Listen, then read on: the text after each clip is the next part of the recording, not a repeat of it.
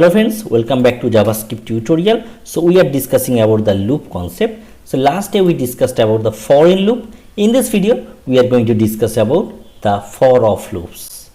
The basic things of loops or basic uses of loops is loop are used to execute a block of code repeatedly until a certain condition. The for if loop has a structure. So simply if I just write the structure here, so for better understanding, so this will be the variable and this is the of, so for of loop, and this is the iterable. So I will say why it is iterable. Actually JavaScript for of statement loops through the value of an iterable object, right? So let's write some real code. So if I just going to declare any array, right? So let's use let numbers equal to something. So I just going to create a array and here just write 10, 20, 30, 40, 50.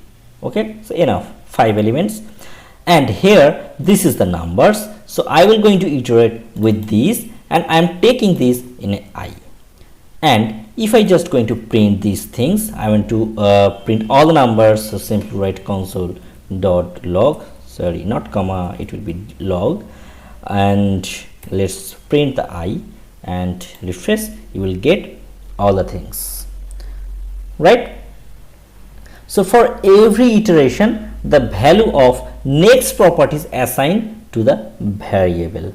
Let's another example with string, so you will get understand better here. So simply let text, I am just going to traverse the text, means this for of loop also execute string value also, means not only in Java, not only object or array. So simply I just write any text JavaScript, okay, and now just going to iterate. So simply write for, and I'm taking let x of from where text, okay, simple.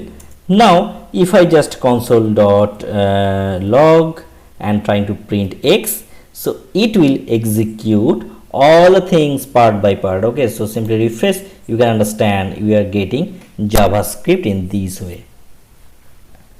Okay, so this is actually the iterable thing, an object that can has iterable property or a string that can have a iterable property, right? And this is the iteration. For every iteration the value of the next property is assigned to this variable. So currently this is x. Simple small concept. This is the for of loop concept. So hope you can understand this, and still if you have any queries about this video, please comment in a below comment section.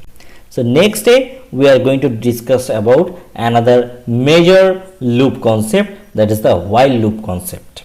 Okay, so please like and subscribe this channel for upcoming video. Thanks for watching this video. Have a good day. Bye.